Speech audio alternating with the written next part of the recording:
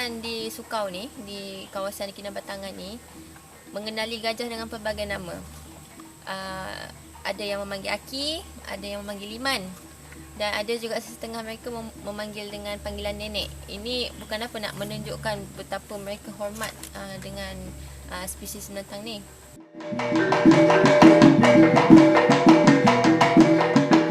10 tahun dahulu, kita ada buat satu kajian yang kita tengok ada lebih kurang antara 150 hingga 200 ekor gajah lah di kawasan Kinabatangan. Dan terkini, bacaan yang terkini, anggaran terkini bilangan gajah di sini kita anggar ada lebih kurang 300 ekor. Dan dia move lah, dan dia berjalan daripada taburan itu daripada kawasan Abai hingga kawasan Batu Putih.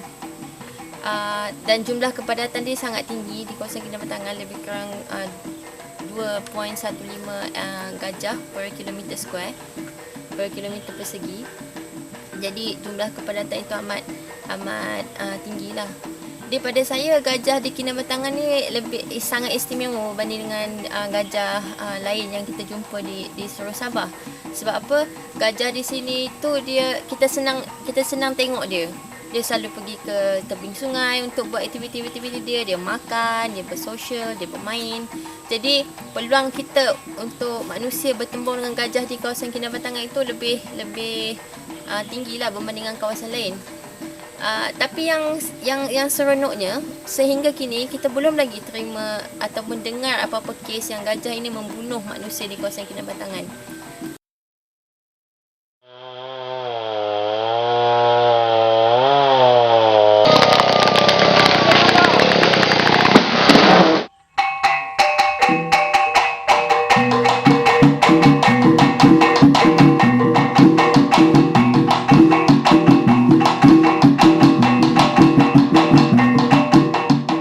Konflik ni bermula sejak kita nak menuju ke arah pembangunan lah. Kita mahukan berlakunya perkembangan daripada segi ekonomi itu. Jadi pada tahun awal 1980-an kita start aktiviti pembalakan. Kita bermula dengan aktiviti pembalakan, dan kemudian setelah habis hasil hutan tu kita tuai, bermula pula aktiviti peladangan yang mana didominasi oleh kelapa sawit.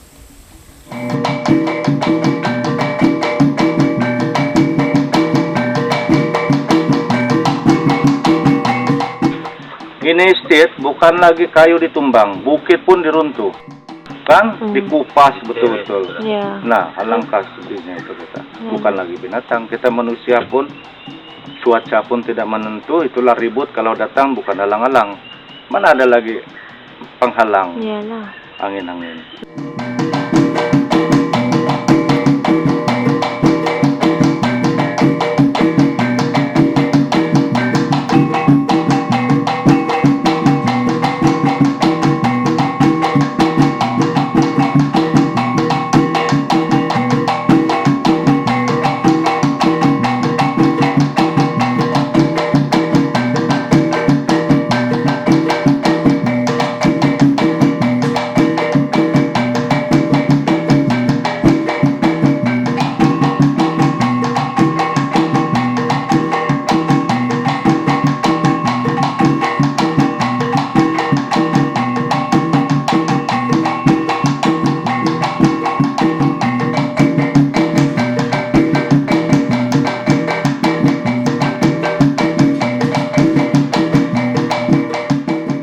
Disebabkan ketika itu kita tidak punya perancangan yang rapi lah, kita tidak, pihak-pihak yang terlibat tu dia tidak ada satu orang kata perancangan jangka masa panjang.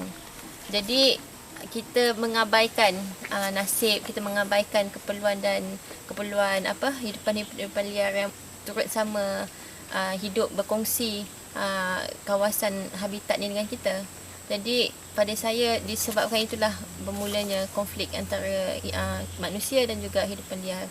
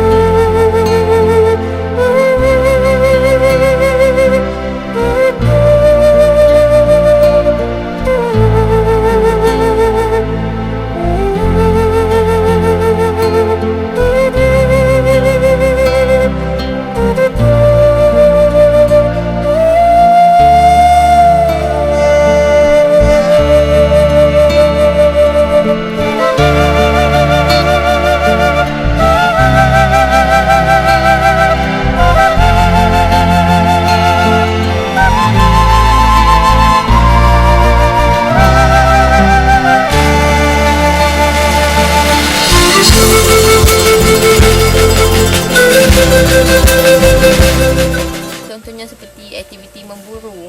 Apabila kita masuk di hutan, kita pasang perangkap untuk babi hutan, untuk payau sebagai contohnya. Jika nasib tak baik, gajah-gajah ini berkemungkinan pun akan terperangkap di dalam perangkap ini. So bila perkara itu berlaku, dia akan menyebabkan kecederaan yang serius lah kepada gajah.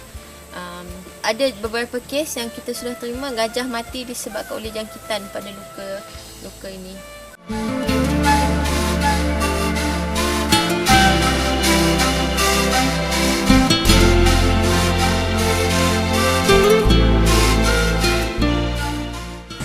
Penyelesaian yang terbaik dalam isu ini adalah pelibatan masyarakat yang boleh memberikan mereka secara langsung income ataupun perolehan ekonomi, sumber ekonomi melalui alam sekitar yang ada, terutama binatang dan juga hutan yang ada di sini, seperti pelancongan.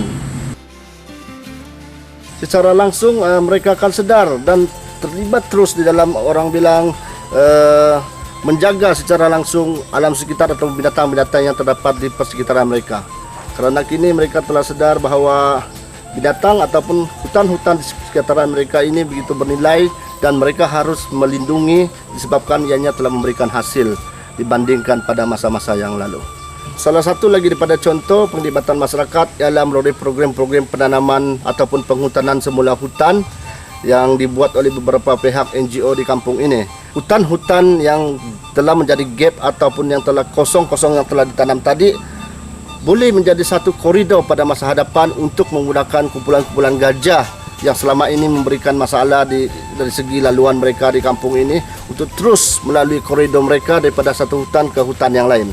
Jadi kalau kita fikir secara logik dan juga secara dia, bukan sahaja masyarakat tadi terlibat dari segi sumber ekonomi mereka, pada masa sama mereka terlibat sama di dalam mewujudkan satu lagi plot-plot hutan yang baru yang berpotensi besar untuk dijadikan sebagai salah satu daripada koridor penting untuk pergerakan gajah di Kampung Supau ini.